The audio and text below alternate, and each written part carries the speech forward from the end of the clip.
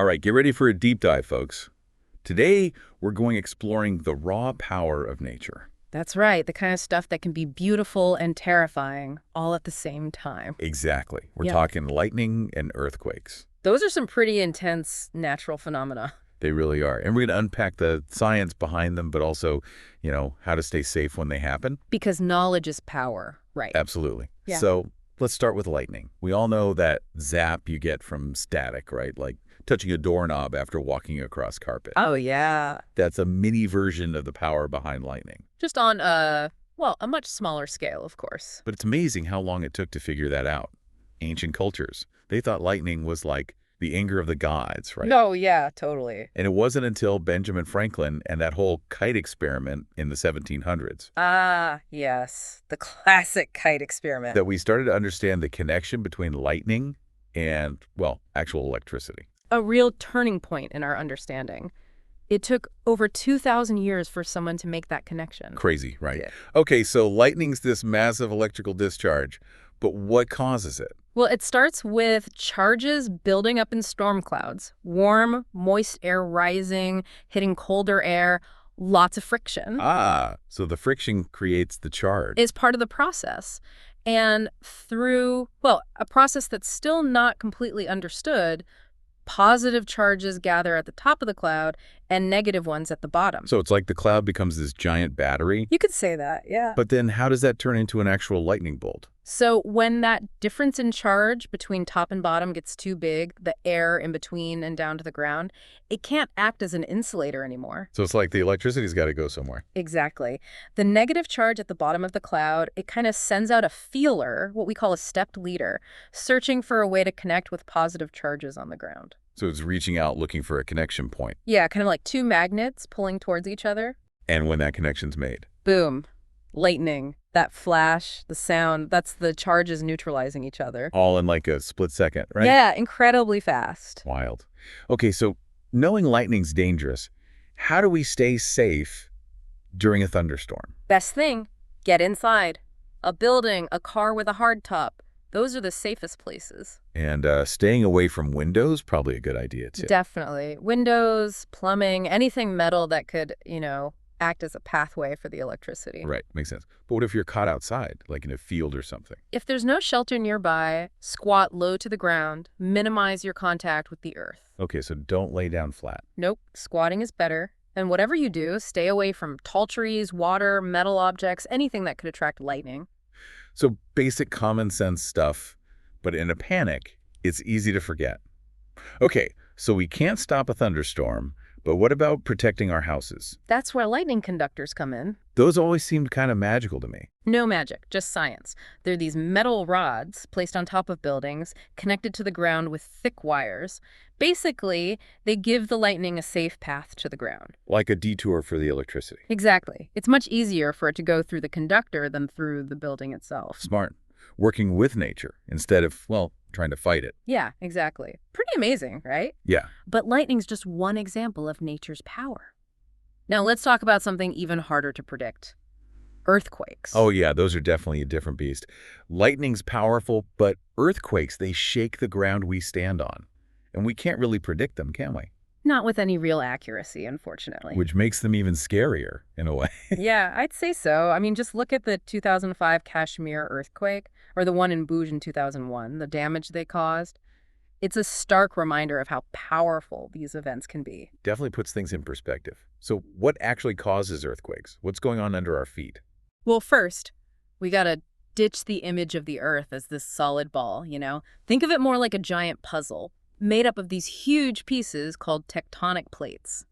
And these plates, they're always moving. Always moving, even though we don't feel it. Very slowly, yeah. But sometimes they bump into each other or grind against each other, and all that pushing and shoving builds up a ton of pressure. Okay, so it's like pressure building up, and then... And then when that pressure gets too high, boom, the plates slip past each other, releasing all that energy in the form of seismic waves. And those waves, that's what makes the ground shake. Exactly. It's like a ripple effect traveling through the Earth's crust. So the bigger the slip, the bigger the earthquake. Pretty much, yeah. We measured that size, the magnitude, using the Richter scale. Oh, yeah, the Richter scale. So, like, a 5's bigger than a 4, right? Right, but it's not a simple 1 to 10 thing. The Richter scale, it's logarithmic. Logarithmic. Now, that word always trips me up. What does that mean again? Basically, each whole number increase on the scale, it represents a tenfold increase in the energy released. Whoa, okay, that's a big difference. So a 7 isn't just a little bit bigger than a 6. Nope, it's like 30 times more powerful. Okay, that's important to remember. Mhm. So how do scientists even study earthquakes? I mean, they happen so fast and underground. Well, they use these super sensitive instruments called seismographs. They detect and record the ground vibrations, those seismic waves, from all over the world. So they can tell where an earthquake happened just from those vibrations. Exactly. By looking at the data from different seismographs, they can pinpoint the location, the epicenter where the earthquake started. That's incredible. And I'm guessing knowing that location helps with, like, rescue efforts and stuff? Absolutely. It helps them understand the potential impact and where to focus their efforts. Makes sense. So we can't predict earthquakes, but knowing where those tectonic plates are, does that help at least identify areas that are more at risk? It definitely does. Areas along the boundaries of those plates, what we call fault zones, those are the most likely spots for earthquakes. So, like, living near a fault zone, that's not ideal earthquake-wise. You could say that. In India, for example, places like Kashmir, the Himalayas, the Indo-Gangetic Plain, they're all near active fault zones. So if you live in one of those areas, being prepared is key. What are some things people can do to stay safe during an earthquake? Well, one important thing is to have your house checked out by a structural engineer, especially if it's an older house. They can see if it needs any reinforcements to make it stronger. Oh, so like a safety checkup for your house. Exactly. And the materials your house is made of, that matters too. Using lighter materials like wood or bamboo, especially for the roof, can make a big difference. So building smart, that helps a lot. But what about the stuff we have inside our homes? I'd imagine furniture can be a hazard during an earthquake. Oh, absolutely. Securing heavy furniture to the walls, that's crucial. Yeah. Imagine a bookcase toppling over during an earthquake. That's a recipe for disaster. Yeah, that makes sense. Securing stuff, building smart. But what about during the actual earthquake? What should people do if they feel the ground shaking? Well, if you're inside, the best thing is to drop, cover, and hold on. So get under a table or desk, basically. Yeah, find something sturdy to get under and hold on tight until the shaking stops. If you're in bed, stay there and protect your head with a pillow. Got it. And what if you're outside when it hits? Get to an open area, away from anything that could fall on you. Buildings, trees, power lines, all the dangerous stuff. So just get to a clear spot and drop to the ground. Exactly. Okay. And what about if you're driving? Pull over, but away from bridges and overpasses, and again, those power lines. Stay in your car until the shaking stops. Makes sense. So basically, no matter where you are, minimize the risk of something falling on you. Right. And remember, aftershocks can happen sometimes for a long time after the main quake. Oh, yeah, those are scary too. Yeah, they can be just as damaging, so it's important to stay alert even after the initial shaking stops. It's like, even when you think it's over, it might not be completely over. Exactly. Nature can be unpredictable like that.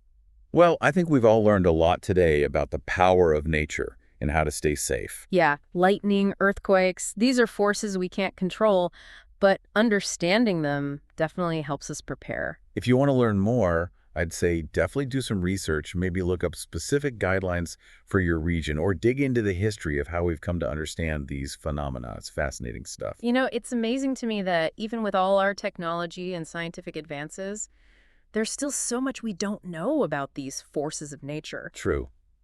It's humbling, in a way. Reminds us that we're not quite as in control as we like to think. Absolutely. Well, on that note, folks, stay curious, stay informed, and most importantly, stay safe.